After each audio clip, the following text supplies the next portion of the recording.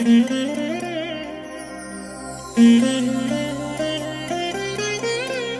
దినం పరము నుండి దిగివచ్చు మాట, ఇది నీ జీవితానికి వెలుగుల బాట, నీ ఒడిలో ఉంచబడిన దీవెనల మూట, అద్భుతాల ఆనంద ఊట.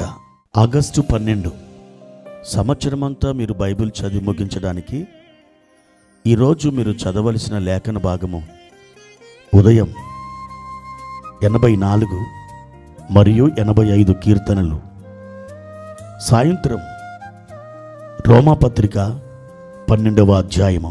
ప్రియమైన దేవుని బిడ్డలారా, ప్రభు కృప మీకు తోడైనగాక. ఈ ఉదయకాల సమయంలో ఆయన హస్తం మీ దగ్గరికే రావడం మీరు చూస్తున్నారా?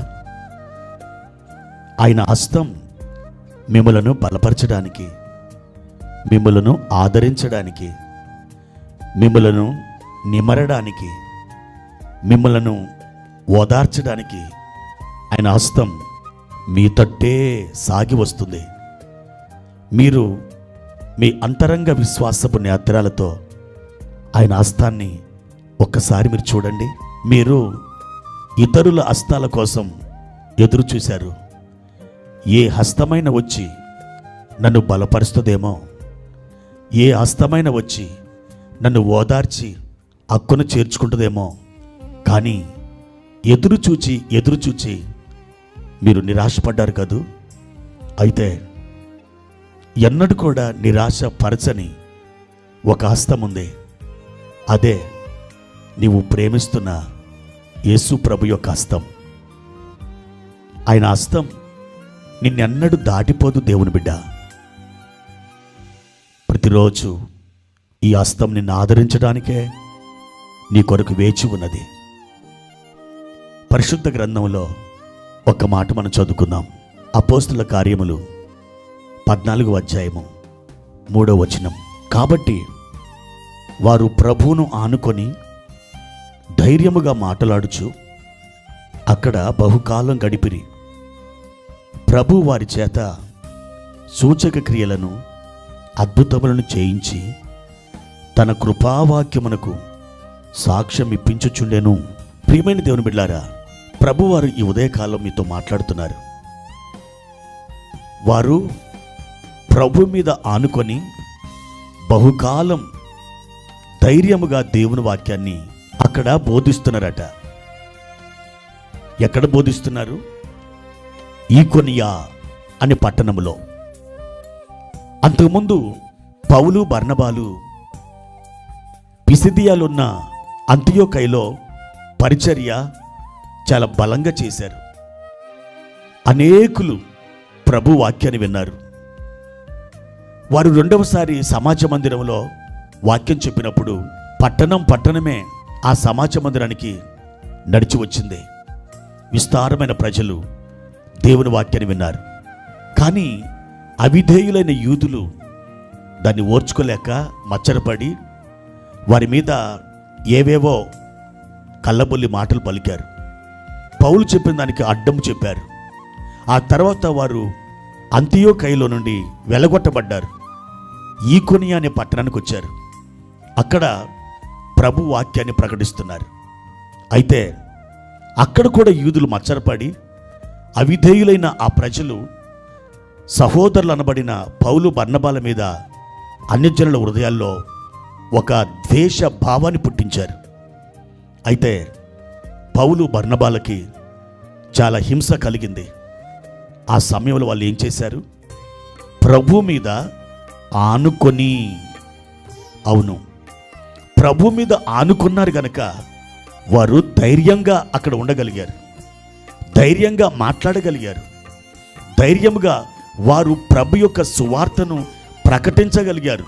అంత మాత్రమే కాదు, ప్రభు మీద పౌలు బర్నబాలు ఆధారపడినందున ప్రభు కూడా వెనువెంట సూచక క్రియలు, అద్భుతములు, మహత్కార్యములు జరిగిస్తూ వచ్చాడు.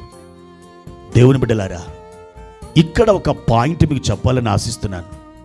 అదేమిటంటే, మీ వ్యతిరేకతల మధ్య, మీ ఇరుకుల మధ్య, మీ సమస్యల మధ్య, మీ పోరాటాల మధ్య, మీ చుట్టూ మచ్చరపడిన ప్రజలున్నారే వారి మధ్య ఏం చేయాలంటే ప్రభువు మీద మీరు ఆనుకోవాలి. అంటే ఆయన మీద ఆధారపడాలి, ఆయననే మీరు చూడాలి. చుట్టుపక్కల మీరు చూస్తే మీరు నిరాశపడిపోతారు, మీరు పడిపోతారు.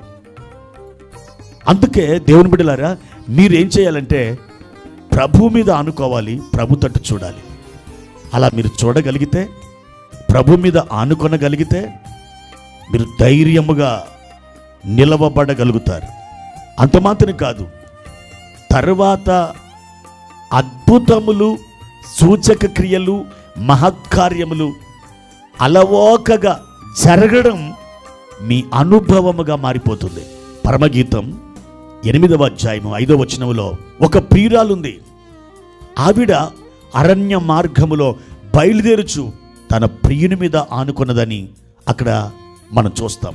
తన ప్రియుని మీద ఆనుకొని అరణ్య మార్గమున వచ్చినది ఎవతే అని దేవుని వాక్యం అక్కడ ప్రశ్నిస్తుంది. ఆ ప్రియురాలు మరెవరో కాదు, ఇశ్రాయేలు సంఘం. ఆ ప్రియురాలు 40 సంవత్సరాలు అరణ్యంలో ఆయన మీద ఆనుకొని ప్రయాణం చేసింది. ఏం జరిగింది? ఆ ప్రియురాలికి ఏమీ తక్కువ కాలేదు.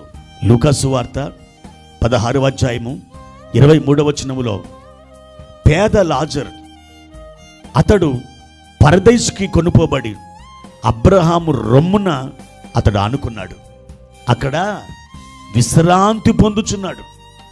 దేవుని రొమ్మున మీరు ఆనుకుంటే మీరు విశ్రాంతి పొందుతారు. యోహాను సువార్త 21వ అధ్యాయము 20వ వచనములో యోహాను అనే భక్తుడు ప్రభు రొమ్మున ఆనుకున్నాడు. ఏం జరిగింది? ప్రకటన గ్రంథ మర్మాలని ప్రభువారు యోహానికి బయలుపరిచారు. ప్రకటన గ్రంథం 22 అధ్యాయాల మర్మాలు యోహానికి ప్రభువారు బయలుపరిచి మన కోసం వాటిని గ్రంథస్థం చేయించాడు.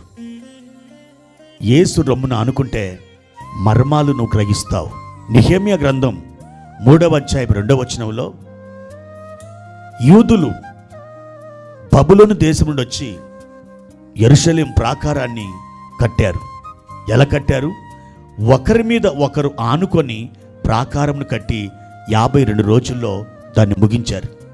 మనం కూడా విశ్వాసులు ఒకరి మీద ఒకరు ఆనుకొని, ఒకరి ప్రార్థన సపోర్ట్ ఒకరు తీసుకొని అలా ముందుకు సాగి వెళితే దేవుని కోసం ఒక అద్భుతమైన నిర్మాణాన్ని మనం చేసి ముగించగలుగుతాం. దేవుని కొరకు ఒక కార్యాన్ని మనం కట్టగలుగుతాం. 2వ సమూయేలు గ్రంథం 1వ అధ్యాయం 6వ వచనంలో సౌలు తన ఈట మీద ఆనుకొని ఉండెను అని రాయబడింది. ఈటే అనే మాట అది యుద్ధానికి సంబంధించిన భాష.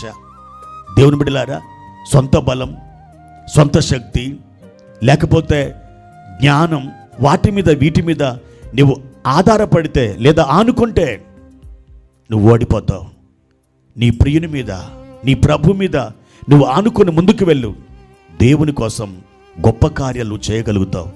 ఈరోజు ప్రభుతో చెప్పండి, యేసయ్యా, నేను నా మీద కాదు, నా జ్ఞానం మీద కాదు, ఇతరుల మీద కాదు, నీ మీద నేను ఆనుకుంటున్నాను, నీ మీద నేను ఆధారపడుతున్నాను, నాకు సహాయం చేయండి అని ప్రార్థన చేయండి. దేవుడు తప్పకుండా మిమ్మల్ని ఆదరించి బలపరిచి ఆదుకుంటాడు. మీ జీవితంలో ఉన్నతమైన కార్యాలు సంభవిస్తాయి. ప్రార్థన. పరిశుద్ధుడా, ప్రేమ కలిగిన తండ్రి, మీ కొందనాలు. ఈ ఉదయకాల సమయంలో మీ ఘనమైన నామానికి కృతజ్ఞతా స్తోత్రాలు చెల్లిస్తున్నాం. మా తండ్రి, మేము నీ మీద ఆనుకుంటున్నాం. మా ఆధారము నీవే, మా ఆశ్రయము నీవే.